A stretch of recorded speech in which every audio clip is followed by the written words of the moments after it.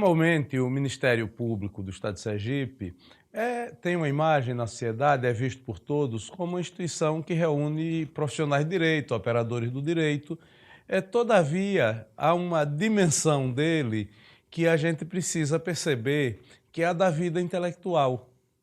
A história do Ministério Público sergipano é cheia de exemplos de agitadores culturais, cheia de exemplos de militantes ativos da vida intelectual, de escritores, de historiadores, de geógrafos, de poetas, que além da sua atividade jurídica, foram pessoas que contribuíram para a sociedade com outras dimensões.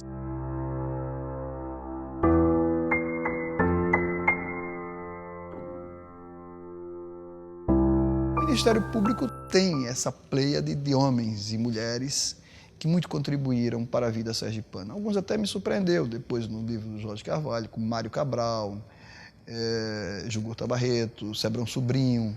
Então, se você for falar da história recente cultural de Sergipe, ou diria mais, da história de um século, desde o século passado, você vai encontrar no Ministério Público uma quantidade significativa de cabeças que ajudaram ao pensar de Sergipe.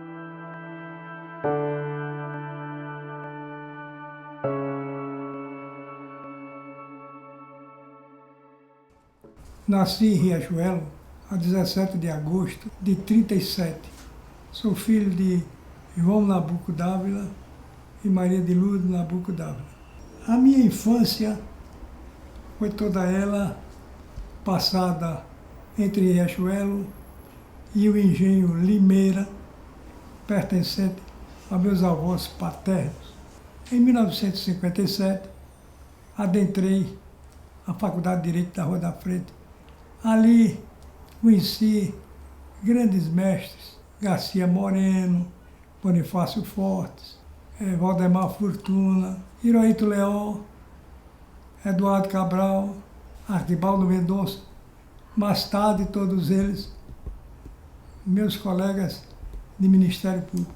Cheguei à instância, fui advogado, professor, jornalista e político. Já tinha uma experiência jornalística como diretor do jornal Academos. Ao chegar na instância, já tinha passado pela Folha Popular, aqui em Aracaju, que pertencia ao Partido Comunista, era de Roberto Garcia, e da Gazeta de Sergipe. Quando cheguei em instância, tinha um jornal fechado, pertencente a Francisco de Araújo Macedo, dono do Nordeste, outro jornal que tinha aqui em Aracaju, e pertencia ao Partido Trabalhista. Instância sempre foi um parque industrial. Via de regra, o operariado é sempre explorado pelos patrões. E na época, eu era advogado do Sindicato de Tecelagem da Estância, dos trabalhadores na indústria de tecelagem. E realizava nos bairros, com carro de alto-falante, cursos de legislação trabalhista para os operários. Então, paralelo a todo esse trabalho meu como professor e como advogado e como jornalista, eu terminei sendo escolhido candidato do Partido Trabalhista a prefeito de Estância. E competi com dois, um da UDN e o outro do PR, tradicionais forças políticas da Estância. Ganhei a eleição. Era, na época, o prefeito mais novo do Estado. Tratei de estruturar a prefeitura, criando departamentos e uma legislação própria, Código de Postura e Saneamento, Código de Obras, Estatuto dos Servidores, descentralização administrativa, enfim, dei transparência à prefeitura. Então, na ocasião, como prefeito também, eu tive a oportunidade de levar a encenação de Eles Não Usam Black Tie, da Universidade para a Estância. Em 17 de abril de 1964, eu fui deposto da prefeitura e preso pelo 28 Batalhão de Caçadores. Bateram na porta da casa da gente e eu mandei minha mãe atender. Quando ela abriu a porta, já foi um tenente com uma metralhadora entrando na casa, invadindo a casa. Então, quando eu olhei, a casa estava cercada. Então, apareceu um capitão e eu disse a meu pai, converse com ele que eu vou tomar banho, trocar de roupa. Eu tomar banho, trocar de roupa. Quando eu cheguei, ele ficou olhando para mim assim, um tempão, como diz assim, eu tinha 49 quilos, magrinho. Aí ele, como quem dizia assim, mas precisava tanta gente, 51 soldados, para prender um camarada desse. Então, eu me entreguei e tal, e vim para aqui. Fiquei aqui no 28, 75 dias. Tive um tratamento muito delicado do capitão que presidiu o meu inquérito. Ele dizia assim, eu estou fazendo sua campanha para deputado. Eu digo, não, eu não quero não. Eu quero estar em casa, lá na minha prefeitura. Antes de votar o meu impeachment na Câmara, ele foi visitar os donos das fábricas. E o senhor Alberto Vieira, dono da Bonfim, disse a ele, perguntado se eu era comunista, disse não. Se ele tinha visto alguma subversão minha, disse não. A primeira subversão que eu vejo é essa que vocês estão fazendo aqui. Ele foi muito... Agora já o outro disse assim, não, ele não é comunista, mas é um homem perigoso. Todo homem tem uma mulher atrás de si, eu tenho uma à minha frente, que sempre me inspirou e sempre lutou para que eu fosse sempre para frente.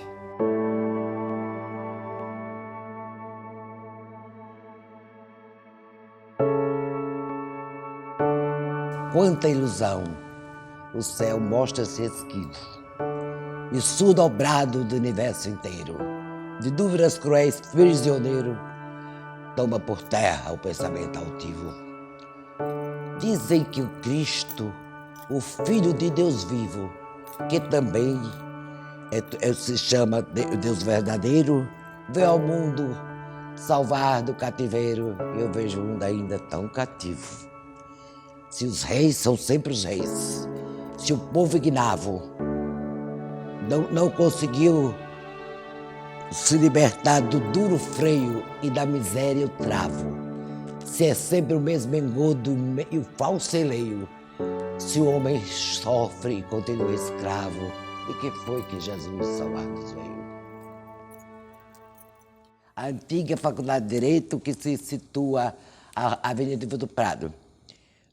Bacharelei em Direito, ao depois dediquei-me profundamente ao estudo ao estudo da língua e literatura francesas, porque sou apaixonada e o serei até o final dos meus dias. Formei-me em Nancy e depois fui agraciada com a bolsa do governo francês e fiquei residindo em Toulouse, no sul da França, onde cursei língua e literatura francesas, direito penal e criminologia. Quando voltei, Dessa moça, casei-me, tive 3 filhos, sendo que a minha filha mais velha, Gena Carla, cujo retrato aqui está, ela faleceu com 28 anos de idade.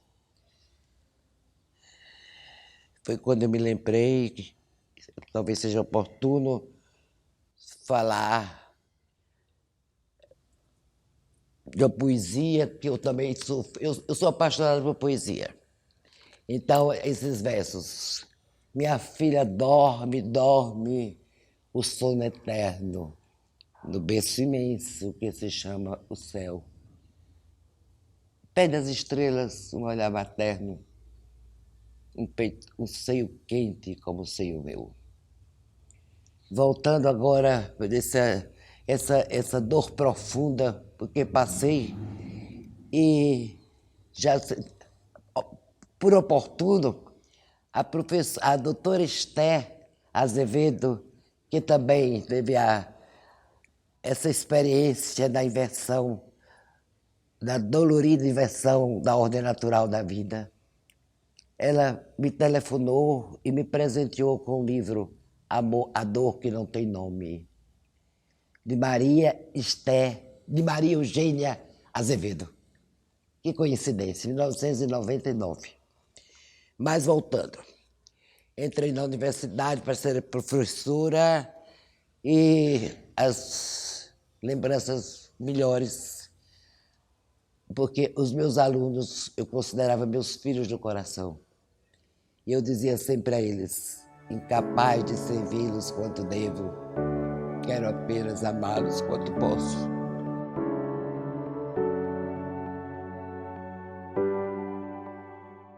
E aí eu fui assessora jurídica do governo Paulo Barreto, que nesse palácio mesmo trabalhei.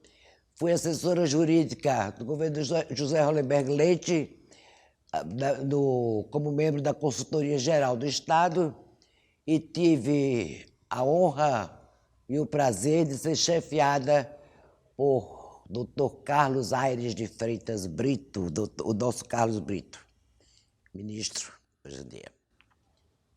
Depois, eu ingressei no Ministério Público. Fiz concurso em 78.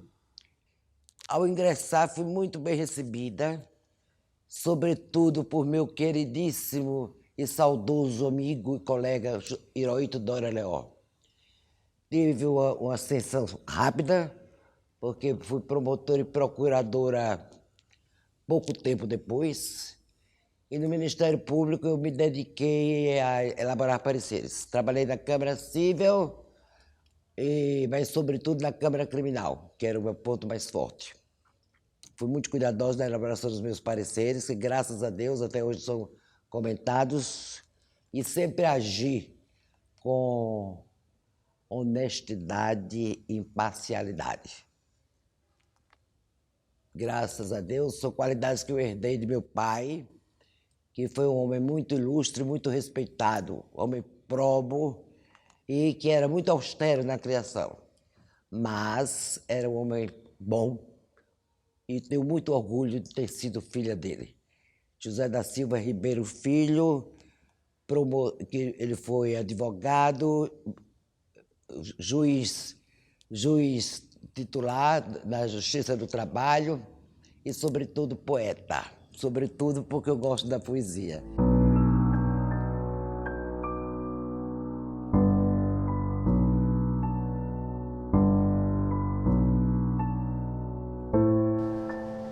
Quando eu recuo a minha memória no tempo, as primeiras lembranças que me acodem à mente é de um menino sendo levado pela mãe ao jardim da infância. Esse menino era eu, sendo conduzido, através da mão firme de minha mãe, ao Jardim da Infância Augusto Mainar, ainda hoje existente, que à época era dirigido pela professora Bebé Tiúba. Na realidade, o nome completo era Maria Isabel Tiúba Barreto, mas era popularmente conhecida como Bebé Tiúba. O curso ginasial eu terminei no Jacques Figueiredo, mas como naquela época o Jacques não tinha científico, que é o correspondente hoje ao último grau do ensino, de primeiro grau, eu passei para o Ateneu. No primeiro dia de aula, eu me encaminhei para o colégio, pressuroso, ansioso para que começassem as aulas, e me sentei numa das cadeiras do primeiro período, do científico, que é como se denominava à época o curso, e ali ficamos, eu e os colegas, a esperar um primeiro professor. Não tardou que chegasse o professor José Olino de Oliveira Neto para nos ministrar a primeira aula.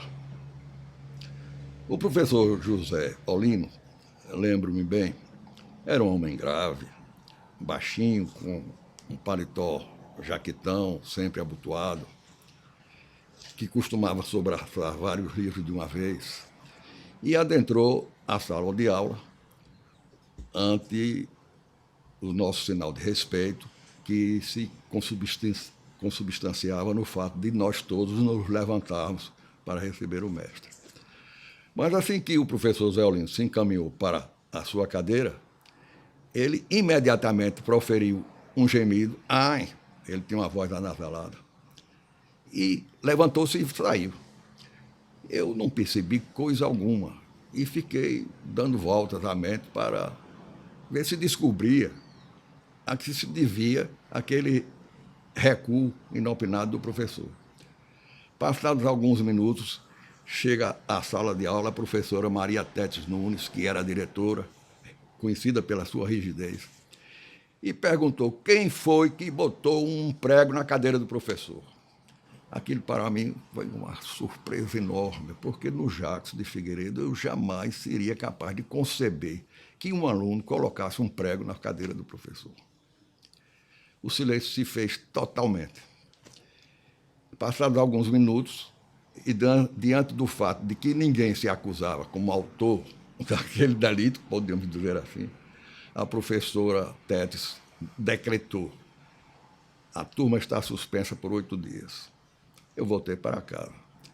Chegando em casa, encontrei meus pais, que ainda estavam descansando após o almoço, e, ante a surpresa de minha chegada, meu pai perguntou: não teve aula hoje, não? Eu disse: não, aula tem. Agora, eu fui suspenso. Aquilo provocou em meu pai uma gargalhada enorme, enquanto que em minha mãe provocou uma expressão de praticamente terror. E eu tive que explicar. Eu estou suspenso, mas comigo também está toda a turma.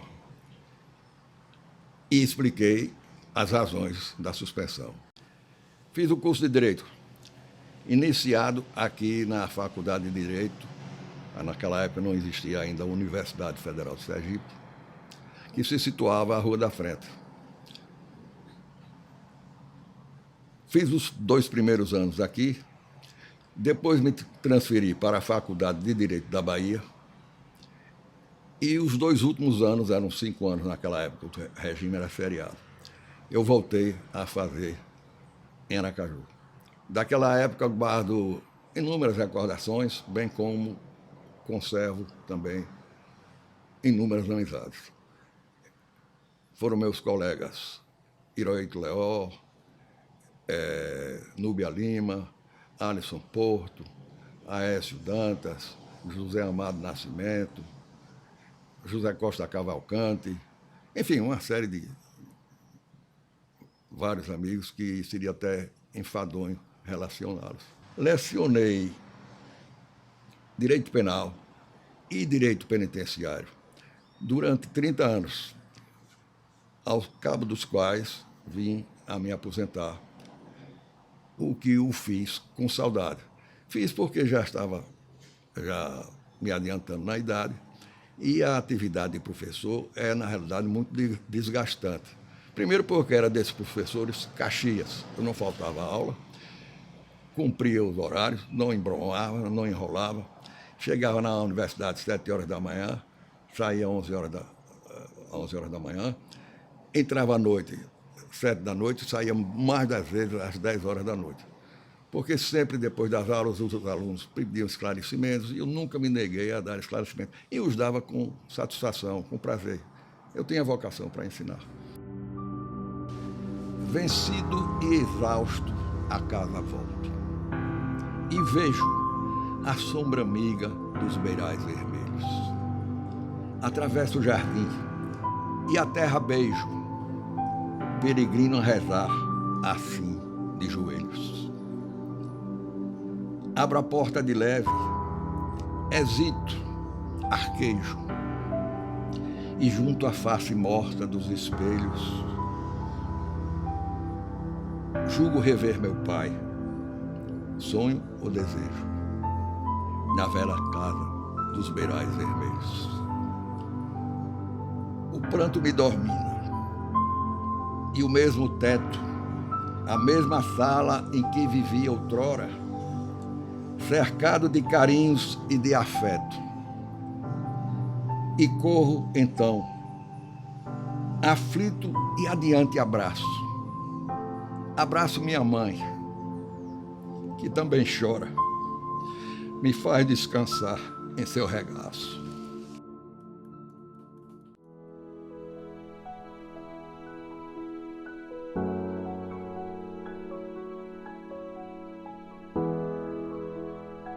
Povo de Boquim, sinto-me imensamente lisonjeada de iniciar nesta comarca o exercício do Ministério Público, pois Boquim é a cidade berço do grande poeta de apoteoses.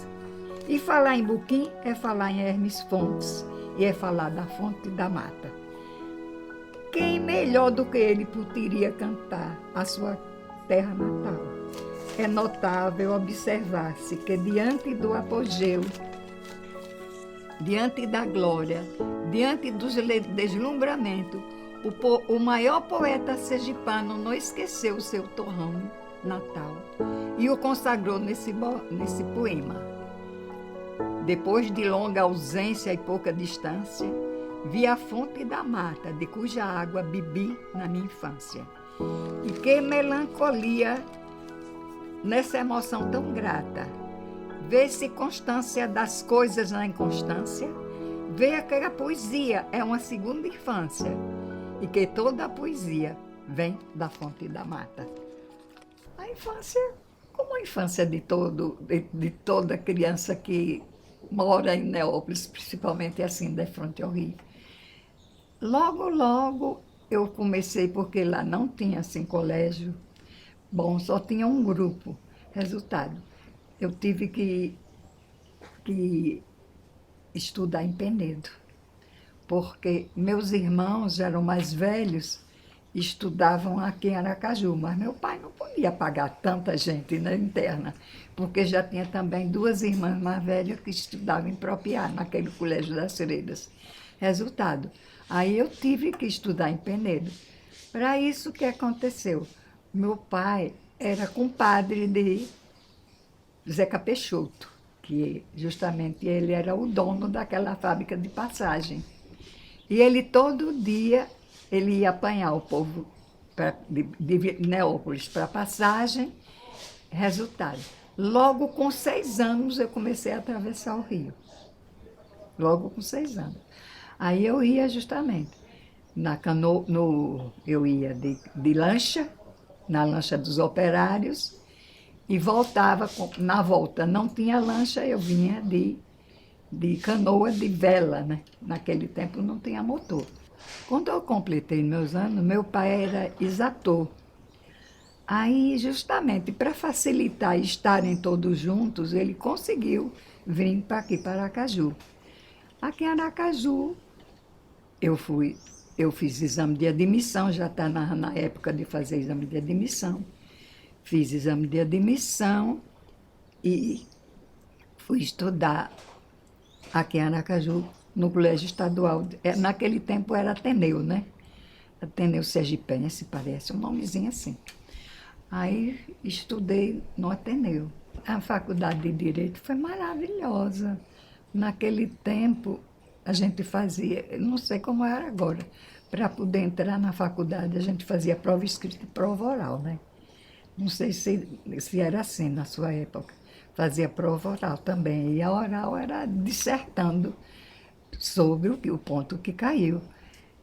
Foi ótimo, eu fiz, graças a Deus, nunca fui reprovada. E pronto, e está aí. Até quando eu fui nomeada para ser promotora substituta, e aí fiz concurso e fiquei, né, em 62, né? O concurso foi em 62. O que mais me chamou a atenção não foi de feminicídio, foi um caso que um pai estava sendo acusado da morte de um filho porque ele deixou uma arma fácil e o filho pegou a arma e ele morreu, deu um tiro, acho que mexendo para ver, por curiosidade, e ele foi acusado. Aquilo foi um dos casos que mexeu muito comigo, porque aí eu não pedi a condenação dele. Eu digo que ele já estava punido. Eu disse, porque a gente tinha que falar, eu digo, ele já estava punido. Já perdeu o filho, que é a coisa mais preciosa que um pai tem, não é? É um filho. Eu não vou pedir a condenação desse homem, de jeito nenhum. E ele não foi condenado. Eu fui casada com um militar que eu já conhecia, antes dele ser militar, já conhecia muito, quando na época de estudante. Ele fez vestibular, era dentista. Naquela época, nós tínhamos, não sei se ainda tem, na capital federal existia um departamento representando cada estado, era a Procuradoria do Estado de Sergipe. Eu passei 1 ano lá, mas não podia passar o tempo todo. Aí eu voltei, ele ficou. Então, para que ele viesse morar em Aracaju, porque eu não podia ficar separada, o que aconteceu? Ele foi para uma fronteira. E uma fronteira boa seria o Acre, porque já era uma capital, Rio Branco, né? E ele ia passar 1 ano lá, depois ele tinha direito de opção. Juntei 2 férias que tinha e fui para o Acre, mas só que ele me chamava Tezinha. Tezinha, antes de ir para o Acre, vamos, porque já era no final do ano que ele passou, já vinha definitivo. Ele disse, vamos conhecer Manaus, que você não conhece, e aqui é tão pertinho. Eu fui no avião da Cruzeiro do Sul. Para economizar, eu tinha passagem até o Acre, para economizar, no quartel tinha esses paraçá. É paraçá o nome. Quando aconteceu que, não sei se era excesso de peso, porque eles não têm outro transporte, naquele tempo não tinha outro transporte a não ser avião, e carregavam demais o avião, né? Eu sei que ele ele bateu primeiro, acho que caiu, não no chão, caiu uma asa, virou em cima de uma castanheira de 12 metros de diâmetro, partiu a outra asa, aí foi onde eu recebi os talhos, as pancadas, porque fui jogada também. Aí passamos 10 dias comendo castanha de Pará racionada, não é que não sabíamos quanto tempo. Depois, a água, como eu disse, aquela água suja de sangue e de terra, porque se dormia ali, o sangue ficava ali e a gente perde escrúpulo, perde todo escrúpulo, porque o que vale é a gente lutar pela subsistência, né? Eles não deixaram de procurar. Lá em cima, eles viram a fumacinha ali. Mas isso já depois de não sei quantos dias, né? Depois que choveu. Aí eles viram, não conseguiram descer, porque estava muito densa. No outro dia, desceu uns 2 para abrir uma clareira para poder o helicóptero descer, porque o helicóptero não conseguia descer por causa das árvores. E eu acho que nesse tempo que eu passei em Manaus, esses dias que eu passei em Manaus, que eu passei alguns dias em Manaus, eu tinha 2 meses de férias, passei uns 15 dias em Manaus. eu fiquei grávida de Valéria. Ela é sobrevivente também.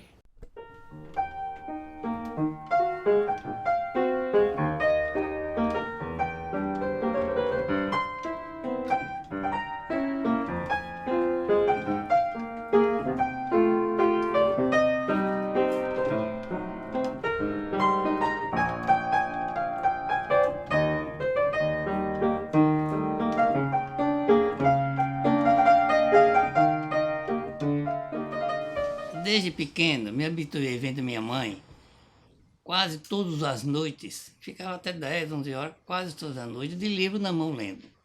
Eu, então, um menino pequeno, de 6, 7, 8 anos, um dia eu perguntei, minha mãe, a senhora não é mais estudante, por que lê tanto?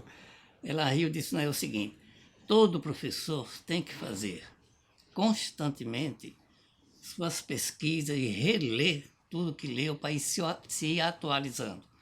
E eu tive a sorte de continuar com um bom professor.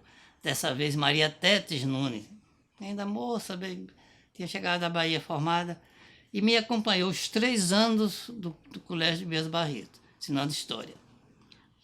Aí depois coincidiu que quando eu passo para o Ateneu, o curso clássico, aí Dona Tetes de novo. Naquele tempo a faculdade era um curso só dos 2 ramos, a História e Geografia. Hoje não, são 2 cursos separados, né, 2 faculdades. Mas naquele tempo era um só. Então ela ensinava Geografia no Tobias Barreto, História no Tobias Barreto, e quando estava no Ateneu, estava ensinando Geografia. Aí quando fui para o Ateneu, me reencontro com ela, mas já agora ensinando Geografia. Ensinava muitíssimo bem, porque não era apenas Geografia, apenas de rios, de terra, não, era a chamada geografia humana, com muita influência dos povos sobre a habitação, sobre os locais, o país, os continentes que habitavam. E tive a sorte de me encontrar aí no Ateneu com o doutor Gonçalo Hollenberg Leite. O doutor Gonçalo Hollenberg Leite, formado em História, formado em Direito, foi bem, era procurador-geral do Estado. Foi muitos anos procurador-geral, um cargo de comissão. Ele passou mais de 10 anos. Irmão do governador Zé Hollenberg Leite, de Leite Neto, dessa família Leite Hollenberg. E eu tive a sorte de me defrontar com ele ensinando História. Eu que já gostava das aulas de Maria Tetes, continuei. E por isso que ainda hoje eu leio História do Brasil e História Geral. Tem por cento da influência dele. E que realmente é uma matéria bonita mesmo. E finalmente depois, quando terminei, me preparei para a faculdade de Direito. Quando eu estou no 4º ano de Direito, e já empolgado com o estudo, eu fazia estudo com seriedade. Pois não é que no 4º ano me dão de mão beijada uma promotoria. Aconteceu que foi eleito o governador Leandro Maciel. E nós tínhamos relações de família, porque minha irmã Laís, professora, aposentada como eu, foi bem, casou-se com o doutor Marcelo Maciel, filho do doutor Leandro. Então, aí começou a amizade das famílias. Nós nos encontrávamos desde domingo, nos aniversários. Foi por incrível que pareça, sem que ninguém pedisse, como é tão comum, né? Porque é tanta gente atrás, os políticos ficam doidos para dar os empregos a todo mundo. E não pode atender tanta gente que ele pede. Por incrível que pareça, sem ninguém pedir, sem ninguém falar nada. Doutor Leandro se vira para Laís, minha irmã, e diz, você tem um irmão que estuda Direito, né? Ele diz, qual é o nome dele? Dacilo. Olha, diga a ele que vai amanhã no Palácio de Hipocampo, que eu vou nomear ele promotor. Sabe que eu não pensava muito em nada dessas coisas, não. Sabe o que eu pensava mesmo? Vocês vão rir. Eu queria ser pianista.